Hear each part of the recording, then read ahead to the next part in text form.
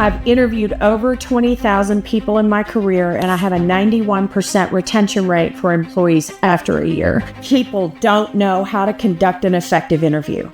There's no formalized training out there that I've ever been able to find besides mine. You, as a dental assistant, your job is to make it easy for this dentist to hire you. You responded back whenever we talked recently about hiring tips and how important it was for dental assistants to know some good hiring tips. And I have an expert on today because you said you needed some more. We're bringing you more today.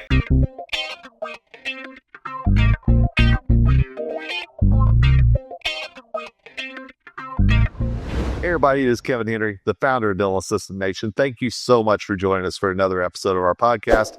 You responded back whenever we talked recently about hiring tips and how important it was for dental assistants to know some good hiring tips. And I have an expert on today because you said you needed some more. We're bringing you more today. And that is with my dear friend Beth Smith from A-List Interviews. Beth, how are you, my friend? Oh, Kevin, it's so great to be here again. Thank you for having me. I really appreciate it. Oh my gosh, I am so glad to have you on. Beth and I did a podcast because I'm the editor-in-chief for Dr. Bicuspid. We did one on Dr. Bicuspid talking from the hiring side of things, but today we're going to talk from the hiree side of things. Awesome. But before we dive in, Beth, just tell our audience a little bit about you if you don't mind. So I owned a bar and restaurant in Boulder, Colorado, right across the street from CU. I hired a guy to help me manage it. He let in 2 underage football players. They were accused of a felony. This was one of the incidents in the Colorado football recruiting scandal, and it made national news. The next day, the Boulder Police Department walked in. They told me I was going to lose my license. I said, is there anything I can do to change that? And I had a detective lean across the table and point his finger at me and say, you have to learn how to hire better. And I said, okay. So year to date, I have spoken to not year to date, but in my career, I've spoken to over 70 groups of CEOs all over North America, and I've yet to meet anyone who's made a worse hiring decision than me. Now, what I bring to the table is I've interviewed over 20,000 people in my career, and I have a 91% retention rate for employees after a year. So what I help companies do is restructure their hiring process so that they're making better hiring decisions. And with regards to candidates, those people who are trying to get hired, what I bring to the table is the perspective of who's sitting across from them in interview, virtual or otherwise. So that's what we're going to be talking about today. And I'm thrilled about it. I know our audience is going to learn so much. And I'm going to ask you a real big question to start. Are resumes still relevant in today's digital world? Yeah, they are for a couple of reasons.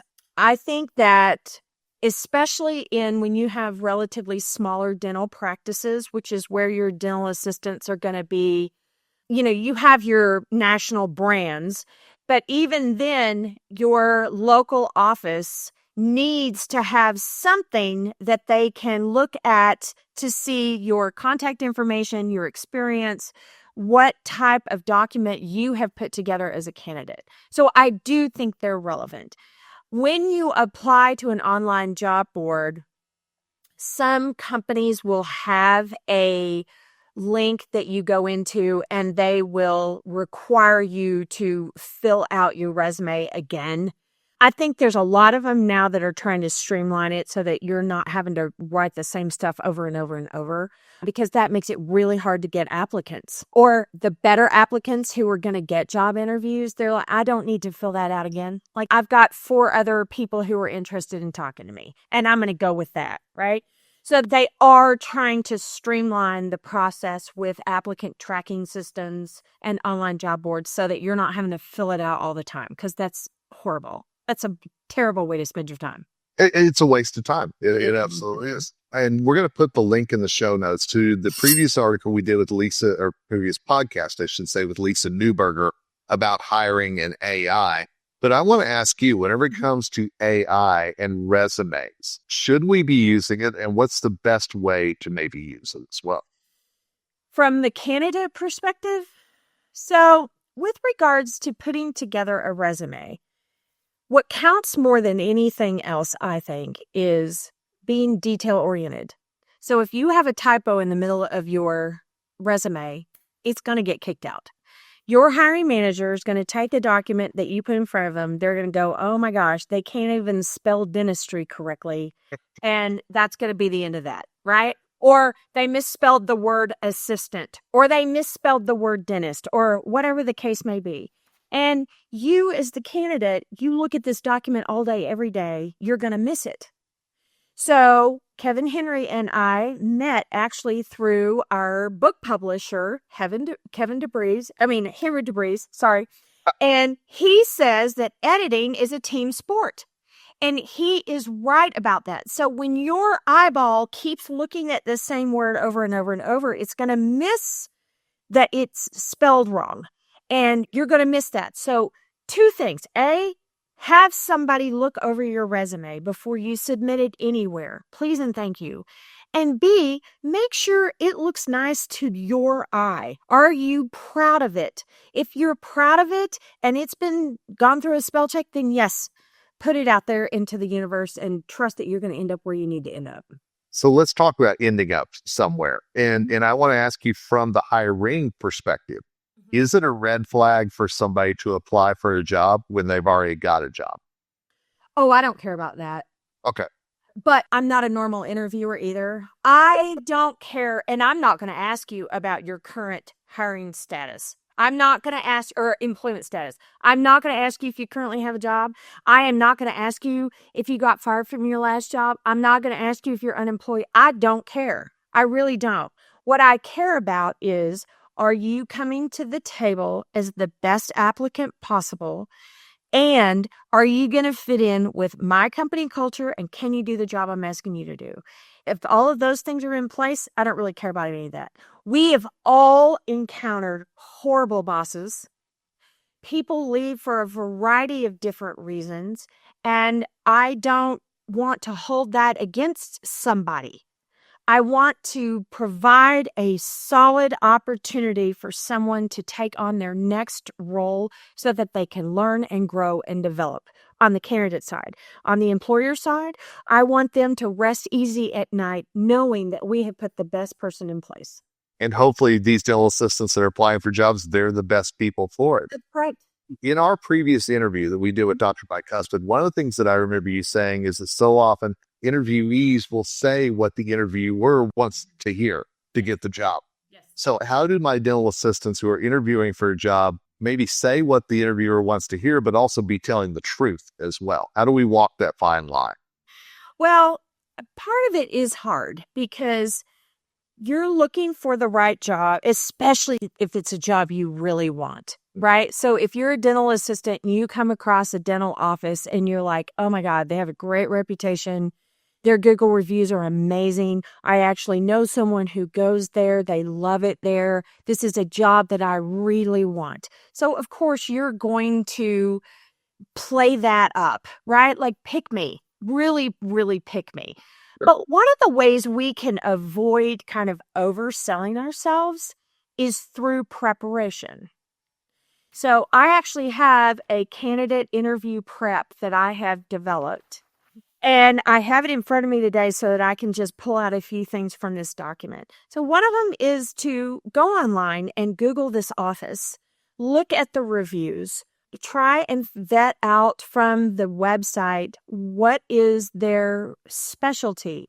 You know, are they really good with kids? Are they really good with, I don't know what enough about dentistry to pull this stuff out, but you know what I'm talking about, right? What's their specialty? What do they seem to really like to do, right? Yes. And then to read the job ad, have it printed out. I know this is old school, but have it printed out in front of you during the interview and ask particular questions about, look, I noticed on your job ad that you had this particular line in it. Can you expound on that? Yeah. Ask about the office culture.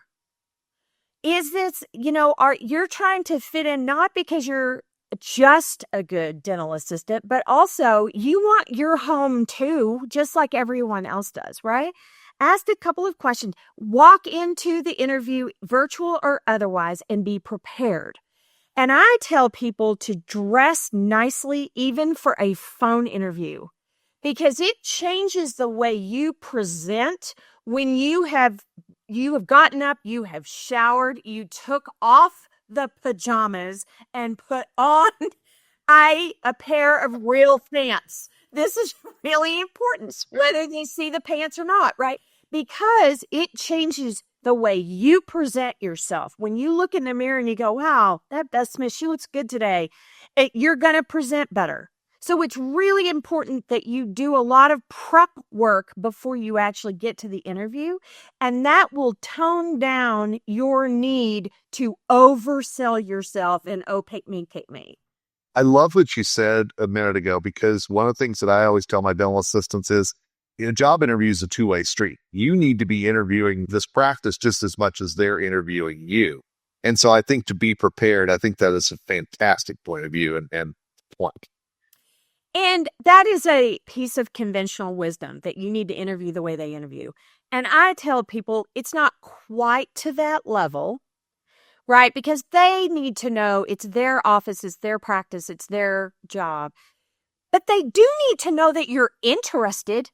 They do need to know that you care about this job interview, that you take it seriously, that you have done your prep work for it, right? They need to know that you value them just like they're trying to value you. It's a two-way street, you know?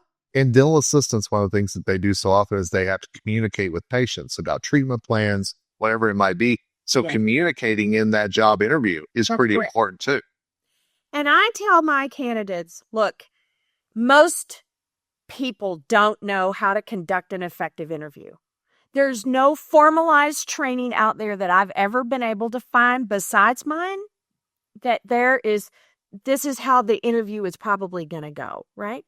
So you as a dental assistant, your job is to make it easy for this dentist to hire you.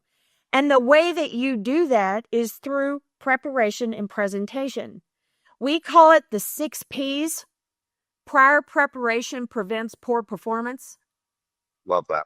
Right? Me too. So that means, and I have literally on here, I have things like gas in your car the night before. Don't skip that step. You will, if you don't have gas in your car, that right there is not prior preparation. It won't prevent poor performance, right? You're going to be rattled when you get there. Get gas the night before, right? Have a copy of your resume. Have a copy of your license if you need a license for dental.